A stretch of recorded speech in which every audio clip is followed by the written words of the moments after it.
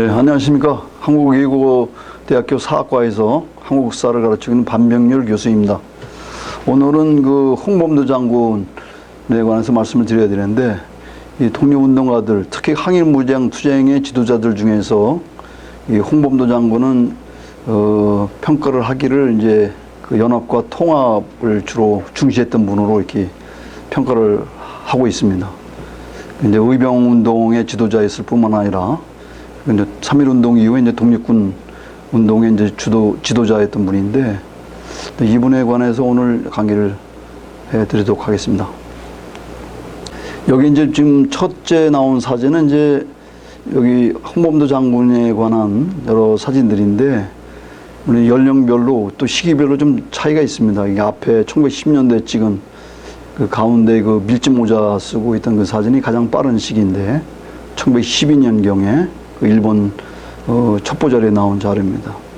그리고 이제 그 이후에 이제 나머지 사진들, 이게 좀 왼쪽에 큰 사진은 이제 1922년도 그 모스크바에서 열렸던 극동민족대회에서 이제 그 찍은 사진이고요. 좀 레닌으로부터 받은 여러 가지 선물들, 적군 모자, 그다음에 권총, 적군 복장, 그리고 이제 여기 나오지는 않습니다만 100루블 정도의 금화를 이제 받은, 그래서 기념 촬영한 거고요. 물론 이제 동영상에도 나오죠, 이 사진이. 그리고 이제 오른쪽에 두 사진은 이제 이게 말년에 거의 뭐 지금 보시면은 짐작하시겠습니다만, 이제 그 두 위에 거는 맨 오른쪽에 위에 거는 이제 두 번째 결혼했던 분 라고 이제 찍은 사진입니다. 아마 스파스크라든가 흥겨우 주변에 있던 데서 찍은 것이고, 그 밑에 아래 것도 이제 그 사진을 좀 확대한 겁니다만, 20년대 후반에 거의 이제 말년에 찍은 사진이라고 보시면 될 것 같습니다. 이제 홍범도 장군의 경우는 이제 좀 상당히 그 독립군 의병 지도자들 또는 독립군 지도자들 중에서 상당히 독특한 분입니다. 이분이 이제 그것도 이제 평민 출신의 의병장이죠. 그 평민 출신의 독립군 대장인데, 이 출신 성분이 상당히 그 이제 평양에서 태어났습니다만, 이제 출신 성분이 그 아버지가 빈농, 가난한 빈농 출신의 이제 집안에서 태어났고, 어렸을 때 이제 부모님들이 일찍 돌아가셨죠. 그래서 9살부터 어머니, 그 아버지가 이제 9살 때 돌아가시게 되는데, 9살부터 주로 이제 소위 남의 집에 이제 머슴으로 떠돌아다니면서 온갖 차별과 이제 억압을 경험하면서 이제 사회와 사회의 어떤 여러 신분의 어떤 여러 가지 차별이나 억압에 대해서 체질적으로 이제 분노를 가졌던 그런 분입니다. 그런 것들이 이제 어린 시절의 경험이 이제 그 이후에 이제 이분이 사회 활동하는 시기에, 특히 이제 의병운동이나 독립군 운동할 때 이제 그분이 이제 평민들, 그 의병 그 부대원들이라든가 독립군 그 병사들로부터 이제 상당히 그 존경을 받는, 상당히 우리 홍대장으로 불렀습니다. 상당히 계급적인 의식이 없는 분이었기 때문에 자기 부하들로부터 상당히 존경과 신뢰를 받았던 그런 지도자라고 이제 알려져 있죠. 그리고 이제 이분은 이제 그 의병운동 때부터, 그리고 또 이제 독립군 운동까지 이르기까지 거의 이분의 이제 활동했던 그 스타일이라고 할까, 방식을 보게 되면은 주로 이제 다른 의병 부대라든가 이제 독립군 부대들과 했던 연합, 그리고 통합을 상당히 중시했던 분입니다. 그러니까 고립분산적으로 개별적으로 독립운동이나 항일무장 투쟁을 할 경우에는 상당히 일본군이라고 하는 정규군을 상대로 해서 뭐 이길 수 없다고 하는 그런 판단하에서 이제 통합을 해야 된다, 이걸 아주 중시했던 분입니다. 그래서 이제 이 홍범도 장군은 이게 투쟁의 어떤 장구함, 그 오랫동안 했던 그 기간이라든가, 그리고 또 투쟁했던 그 치열한 그런 측면에서 보면은 상당히 다른 여느 의병장들이라든가 독립군 대장들과 비교해 볼 때 아주 독특한 인물입니다. 그런 부분이 이제 홍범도 장군을 이제 우리가 새롭게 평가해야 되는 이제 그런 이유가 되는 거죠. 그래서 이제 그동안에 이제 홍범도 장군이 이제 과소평가된 이유를 든다고 한다면은 주로 이제 이분의 활동 무대가 주로 북조선, 북한 지역이라는 거죠. 그래서 강원도 금강산 일대, 그리고 함경도 국정 지역, 그리고 이제 해외로 나가서는 중국 동북 지역이나 러시아, 그 연해주 원동 지역, 그리고 이제 중앙아시아 카자흐스탄에 이제 강제이주 당해서 거기서 말년을 겪었기 때문에 이 주요한 그 활동 무대, 그리고 그 오랜 시간을 보냈던 지역이 주로 이제 좀 북조선, 북한, 그리고 이제 중국 지역, 중국 만주지요. 그리고 이제 러시아 원동, 그리고 중앙아시아 지역이기 때문에 여러분 잘 알다시피 이제 오랫동안 우리 한국 사회가 그 분단 그리고 이제 냉전 그런 상태였기 때문에 이제 그 이쪽 공산화된 그런 중국이라든가 또 북한이라든가 또는 그 러시아, 소련이죠. 이쪽 지역하고 이제 교류가 이제 거의 불가능했습니다. 그래서 이 홍범도 장군에 관한 자료를 이제 획득하는 게 상당히 어려웠다는 거죠. 그것이 이제 그 홍범도 장군이 이제 결국은 과소평가된 주요한 원인 중에 하나고, 또 하나는 이제 독립운동을 연구할 때 주로 이 엘리트라든가 명망가 중심으로 그분들 중심으로 이제 많이 서술하는 경향이 많이 있었습니다.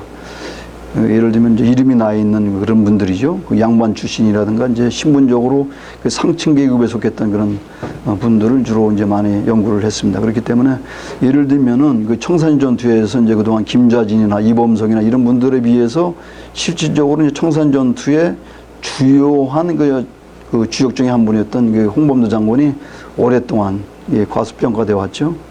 이분이 이제 청산 전투에서 중요한 역할을 했다고 하는 건 이제 최근에 몇 년 내 이제 최근에 이르러서 이제 이제 부각되기 시작한 거죠.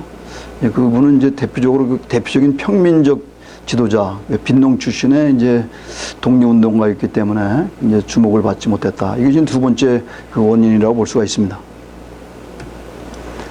그래서 이제 연구상의 학자들이, 역사학자들이 이제 이 홍범도 장군을 연구하는 데 있어서 이제 지금 말씀드린 것처럼 이러한 정치적인 측면, 정치 이념적인 측면, 그리고 지리적인 그런 여러 가지 이유, 이것 때문에 이제 관련 정보를 자료라든가 정보를 이제 확보하기 어려웠다는 거죠. 그 현장, 이분이 활동했던 그 현장에 이제 우리가 답사를 할 경우에도 이제 상당히 어려움이 있었다. 근데 어쩔 수 없이 이제 사실은 이분에 대한 연구를 하려면 이제 일본 측 그 사료에 이제 크게 의존할 수밖에 없었던 그런 한계가 있었던 거고요.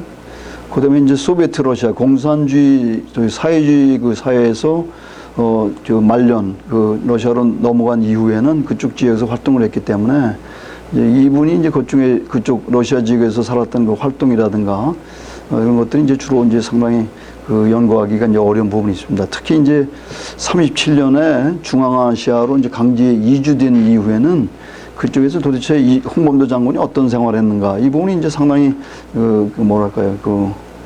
밝혀지지 않았죠. 밝혀지기까지는 상당히 오랜 시간이 걸렸습니다. 그쪽 지역에서 나오는 여러 가지 예를 들면 그 레닌 기치라든가 이런 여러 가지 신문들이죠. 고려인들이 냈던 신문이라든가 러시아 쪽 자료들, 이런 자료들을 연구자들이 이제 확보하는 데서 상당히 이제 어려움이 있었다. 이런 것이 이제 홍범도 장군의 어떤 연구를 좀 미흡하게 하는 그런 원인 중에 이제 큰 원인 중에 하나였다. 이렇게 말씀드릴 수가 있습니다. 이제 주로 국내에서 이제 항일의병 투쟁을 주로 보게 되면 그 홍범도 장군이 이제 의병 투쟁에 나서게 된 거는 1895년 9월입니다.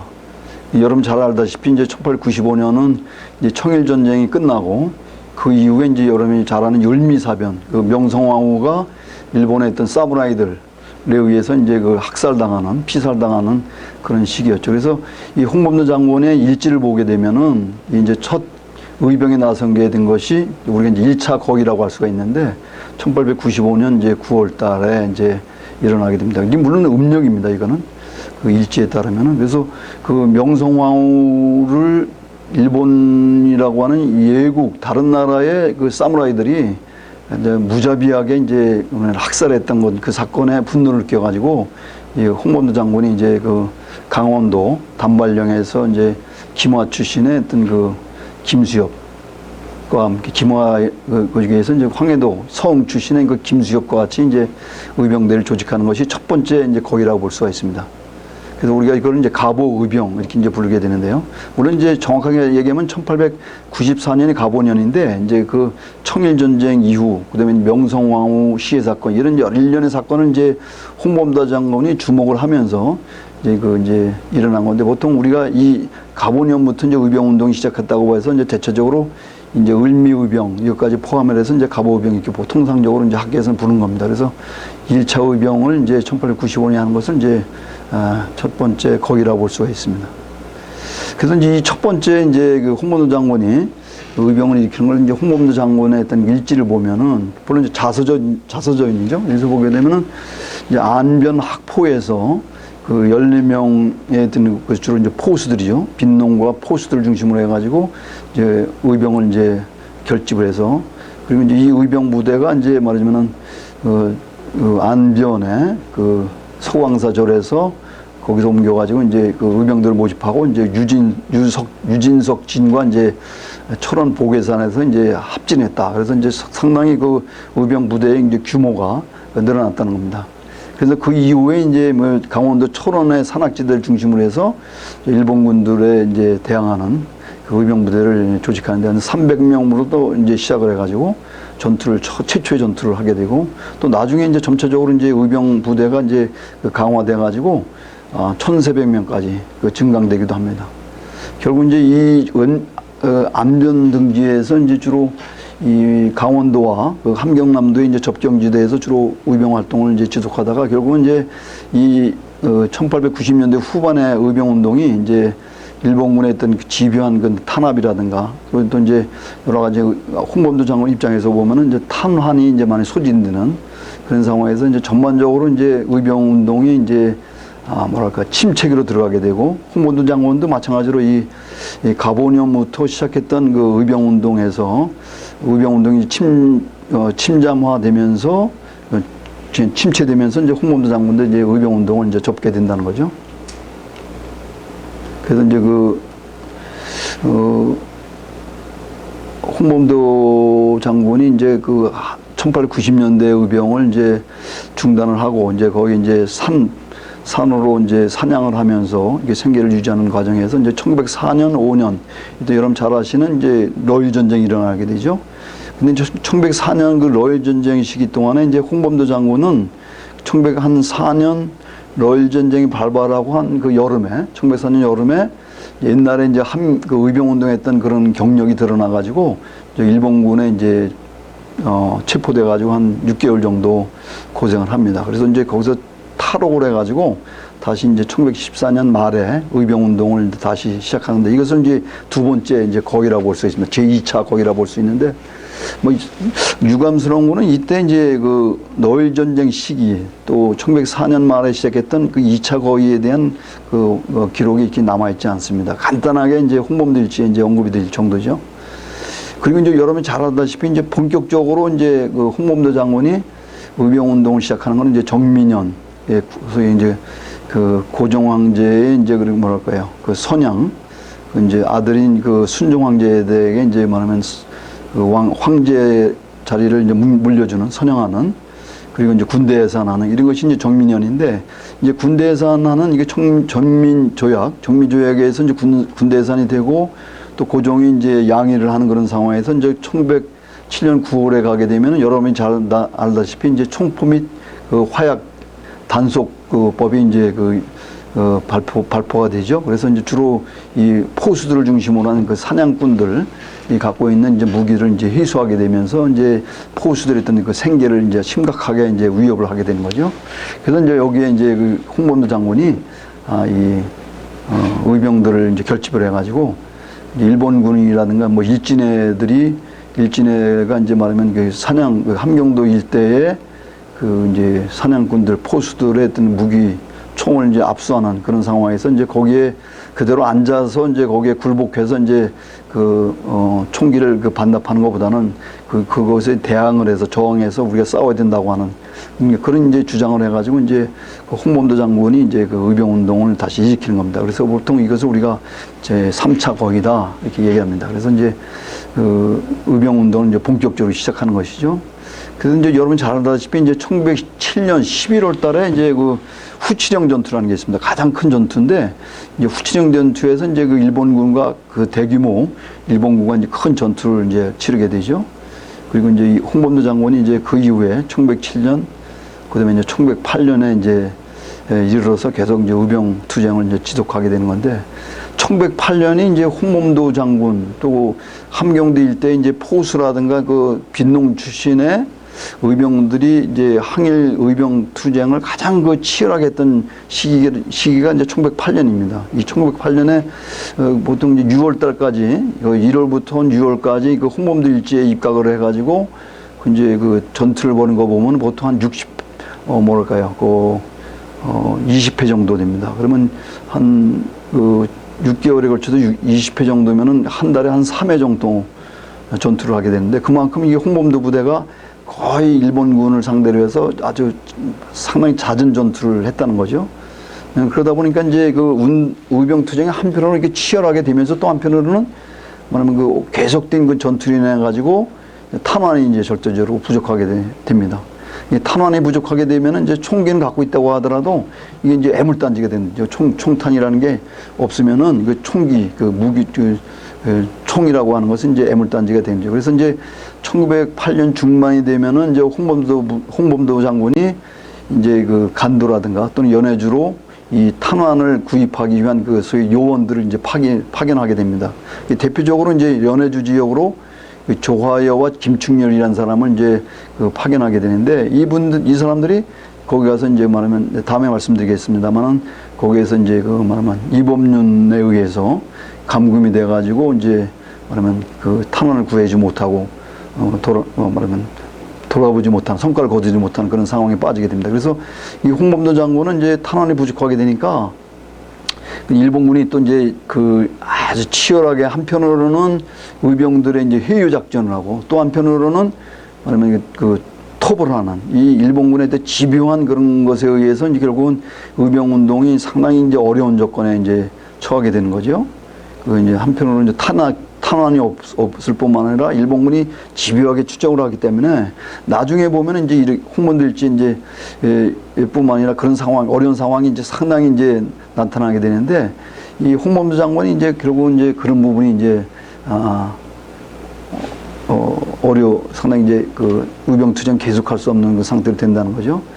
그런데 여기서 이제 말씀드리고 싶은 것은 이제 홍범도 장군이 그럼에도 불구하고 1908년에 이제 의병 투쟁을 하면서 뭐 이게 그 특이한 점을 이제 그 당시 홍범도 부대에 그 뭐랄까 참모장을 했던, 그리고 군의를 했던 그 김소리임이라는 분, 이분이 이제 본명은 김호인데 이분이 이제 나중에 서강도로 가서 이제 거기에 이제 그 독립운동을 한 분입니다. 이분이 이제 그 증언한 것을 보면은 이 홍범도 장군에 대해서, 그래서 자기가 만약에 탄환이 있으면은 이제 다른 의병 부대에게 이제 서슴지 않고 나눠줬고, 또 다른 의병 부대들과고 연합해서 이제 전투하는 것을 상당히 즐겨했다, 좋아했다, 이렇게 얘기를 합니다. 그러니까 뭐냐면은 그 의병 투쟁을 하는 어려운 상황에 있어서도 이분이 그 스타일이, 홍범도 장군의 스타일이 말하면 이제 다른 의병 부대들과 이제 말하면 그 나누면서 그 연합을 하면서 의병 투쟁을 이제 전개했다, 이렇게 이제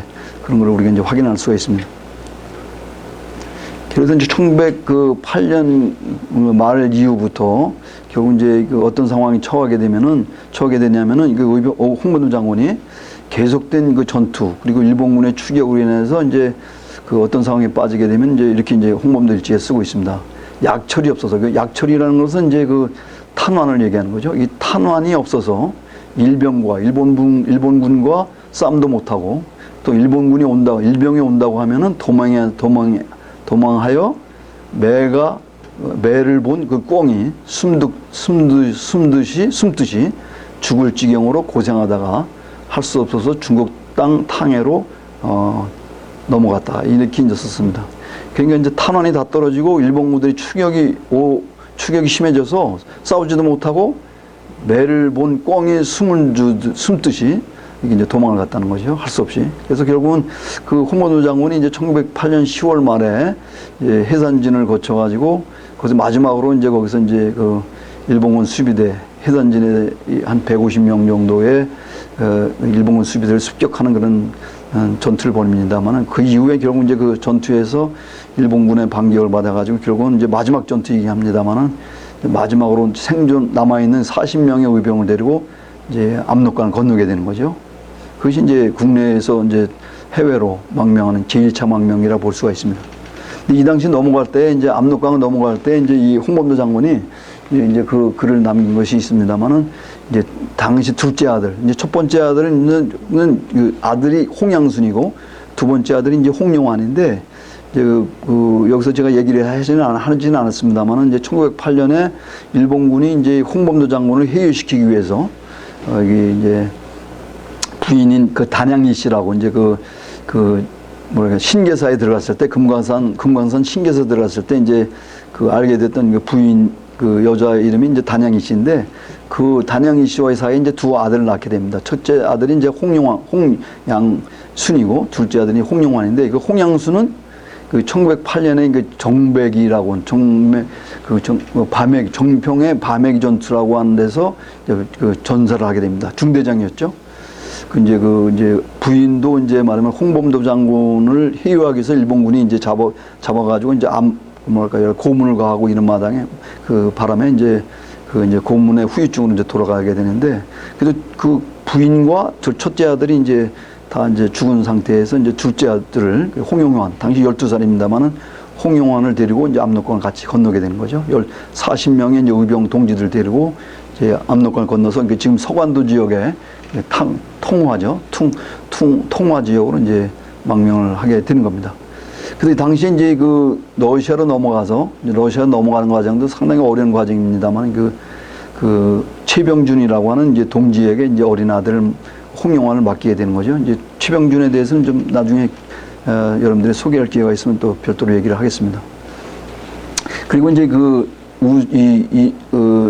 홍범도 장군이 이제 그 통화에서 기린으로 가가지고 기린에서 여러 가지 뭐 걷거나 또는 그런 이렇게 기차를 타고 그래서 이제 러시아로 넘어가게 됩니다. 그래서 우스리스크로 가서 그리고 이제 우스리스크 지금 소왕령 당시는 니콜스크 우스리스크라고 하는데 우스리스크 가서 이제 좀 지내고 그다음에 이제 블라디보르 모스크를 거쳐가지고 연추로 갑니다. 연추라고 하는 지역은 이제 두만강 건너편에 있는 그런 지역인데 거기에 바로 그 앞에 말씀드렸던 이제 조하여 김충렬이라고 하는 그 요원이 있죠. 그 총탄을 구입할 요원으로 파견했던 사람들이 갔던 지역입니다.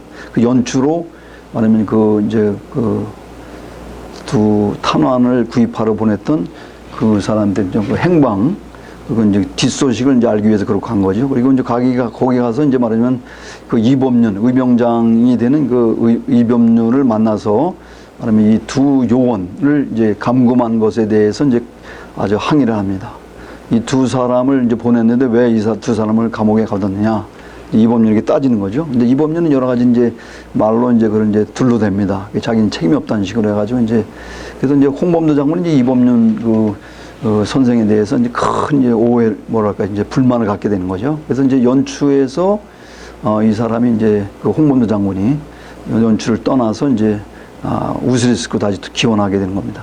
근데 이 연추 지역에서는 이제 지금 여기서 이제 얘기할 건 아닙니다만 이제 1908년에 7, 8, 9, 이 3개월 동안에 동해라고 하는 연해지 의병 부대가 이제 본부가 있던 그런 지역입니다. 연추에. 그래서 이 이범륜하고 그다음에 이제 최지영이라고 하는 그 연해주 한인사의 이제 원로급에 있는 분인데 이분이 이제 그 동해를 이끌었었습니다. 그래서 동해 총장이 이제 최재영이고 부총장이 이제 이범륜이었었는데 거기는 뭐 이위종이라든가 뭐 안중근 이런 분들이 이제 참여를 했습니다. 바로 이제 그 연추가 연해주 의병의 본거지였기 때문에 이제 거기를 찾아간 거죠. 근데 이제 홍범도 장군이 경험을 해보니까 그 동해라고 하는 그 부대가 상당히 그 내분에 그 최재형과 그 이범륜 사이에 상당히 내분이 있었다. 그런 문제를 보고 이제 크게 실망을 하는 거죠. 연해주 의병에 대해서 이제 큰 기대를 갖고 갔던 건데.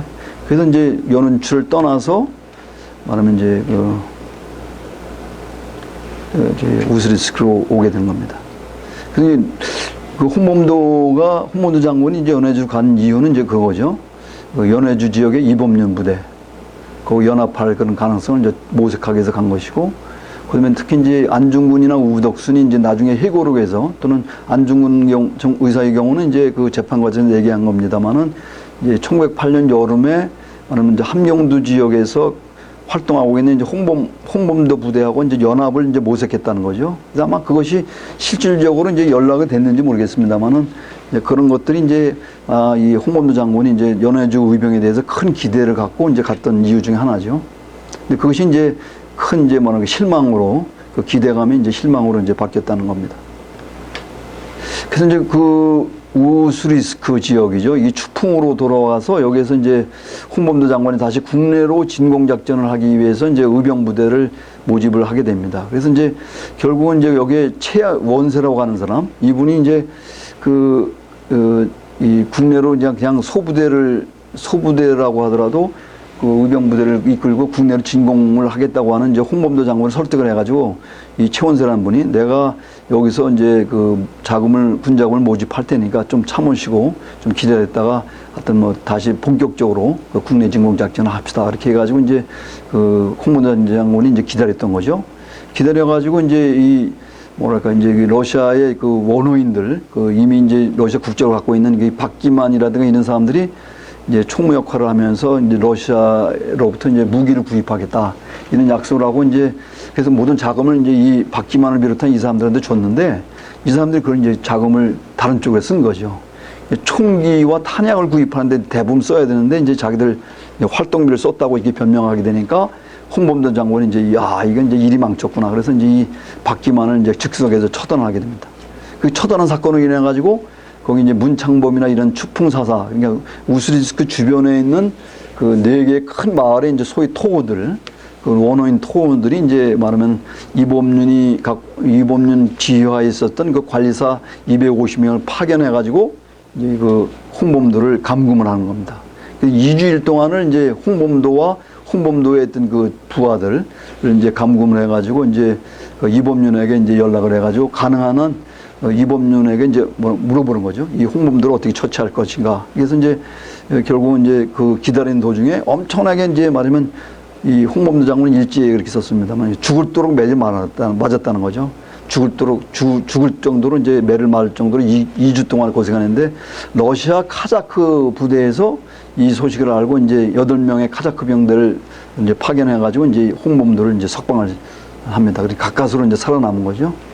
그러면 이 당시 이제 석방된 이후에 홍범도는 자기의 이제 망명할 때부터 갖고 있던 꿈, 그러니까 국내로 진공 작전을 벌이겠다고 하는 것을 이제 실천하기 위해서 이제 30명 남아있는 자기가 같이 고생한 의병 30명을 이끌고 이제 무산 갑산 그 종성 지역으로 이제 진공 작전을 하게 됩니다. 그래서 거기에 이제 일본군하고 이제 여러 차례 이제 전투를 벌이게 되는데 이제 일시적으로 성과는 거뒀습니다만은 의병 전원이 이제 일본군에 의해서 잡히게 되고 이제 홍범도 장군만 이제 가까스로 살아남아가지고 다시 이제 백두산의 안도현을 거쳐가지고 이제 저쪽 만주의 이제 길을 통해서 이제 첫 번째 망명했던 그 루트로 해가지고 다시 이제 연해주로 이제 블라디보스톡으로 이제 이렇게 다시 망명을 하게 되는 게 두 번째 망명이죠.